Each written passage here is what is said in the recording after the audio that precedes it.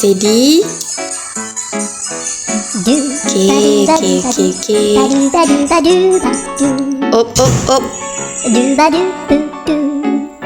Jalan lah. Kenapa tak jalan? Zio. Habis minyak. Habis minyak.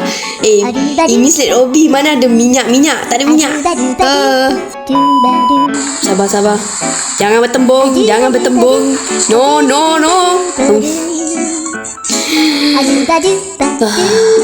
Ni kenapa ni? Mati. Okay guys, Ira dah jumpa Zio. Dia still dekat tempat pertama tadi. Dah Ira ingat dia dah ke depan ke, dah left ke. Rupanya dia masih dekat tempat pertama. Hai.